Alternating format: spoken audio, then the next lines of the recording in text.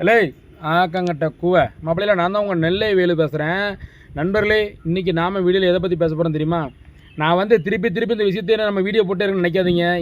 இந்த வீடியோ வந்து எதுக்குன்னா, இந்த நம்ம சமூக சீர்கேடு பண்ணுற விஜே குட்டிமா மாதிரி ஒரு 4 பேர் இருக்காங்க. 3 பேர் பற்றி பேசிட்டு இன்னொருத்தவங்களும் இருக்காங்க, ஒரு அக்கா.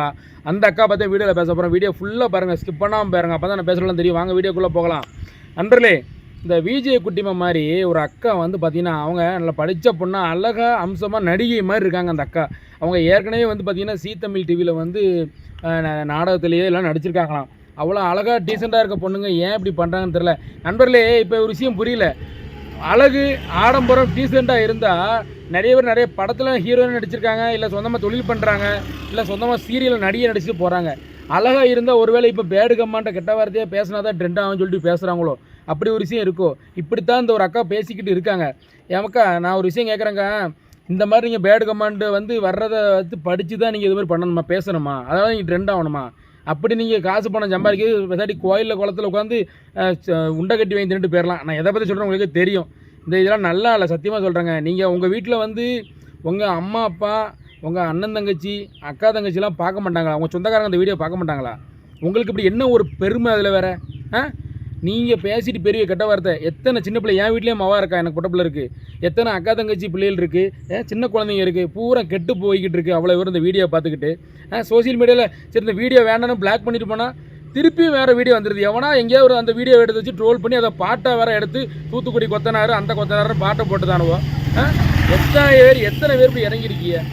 ஏன் இது உங்களுக்கு இந்த பொழப்பு எதுக்கு? நீங்களாம் எதுக்கு இந்த பொழப்பு உங்களுக்கு? நீங்களாம் இந்தியாவில் உலகாதீங்க, இந்த உலகத்திலே இருக்காதீங்க. நீங்களாம் வேறு எங்கேயோ வேற்றுக்காரங்க போயிருங்க, ஏலியனாக போயிருங்க. பசாட்டி உண்மையாக சொல்கிறேங்க, அசிங்கமாக இருக்குது நண்பர்களே. இந்த இவங்களாம் இந்த பொம்பளை பிள்ளைலாம் சொல்லி அசிங்கமாக இருக்குது. நீங்களாம் படிச்சிங்களா, இல்லை வேறு எதுவும் எரும மாட்டது மேய்ச்சிலான்னு நான் கேட்க உங்ககிட்ட. எனக்கு ஆத்திரமாக சத்தியமாக சொல்கிறேன் நண்பர்களே. எனக்கு வேகம் தாங்க முடியல நண்பர்களே. அவ்வளோ கோவம் வருது. ஏதோ நான் வார்த்தை விட்டுருவோன்னு பயமாக இருக்குது. ஏன்னா என் அக்கா தங்கச்சிலாம் நீங்கள் வந்து வீடியோ பார்த்துக்கிட்டு இருக்கீங்க, எனக்கு சப்போர்ட் பண்ணிட்டு இருக்கீங்க. என் குடும்பத்தில் ஒரு ஆளாக நான் உங்கள் நல்லதுன்னு சேர்த்து நான் கத்திக்கிட்டு இருக்கேன் வாய்க்கலையே. நான் வந்து இவங்க எத்தனை தடவை வீடியோ போட்டு சொல்கிறேன், இந்த மாதிரி வீடியோ போடாதீங்க, திருந்துங்க, நாட்டை திருத்துங்க, மக்களை வந்து கெடுக்காதீங்க, பொம்பளை பிள்ளையை கெடுக்காதீங்க, சின்ன பிள்ளையில கெடுக்காதீங்க, வாழ்க்கையை கெடுக்காங்க. எத்தனை விட நான் சொல்கிறேன். கொஞ்சமாவது மைண்டில் ஏற்றுறீங்களா இல்லையா? சோத்தில் உப்பு உடந்தீங்களா இல்லையா?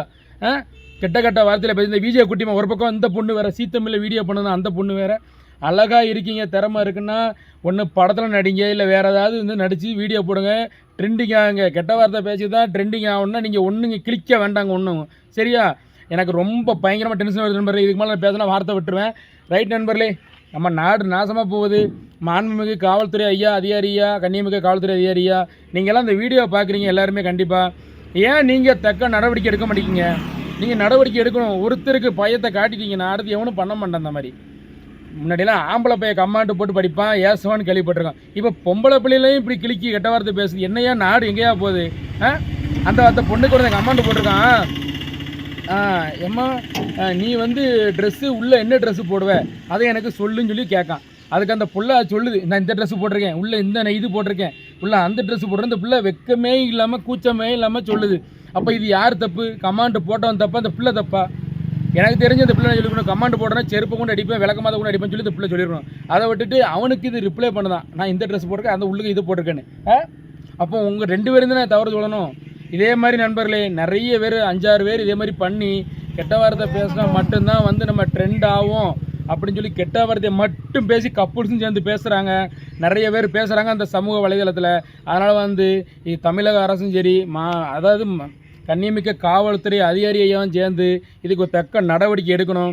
நான் நடவடிக்கை எடுக்காத வரைக்கும் நண்பர்களே, நான் தொடர்ச்சியாக வீடியோ போட்டுக்கிட்டே இருப்பேன். அவங்களுக்கு கண்டிப்பாக தக்க பாடம் வந்து நான் கண்டிப்பாக கொடுத்துட்டே இருப்பேன் நண்பர்களே, சரியா?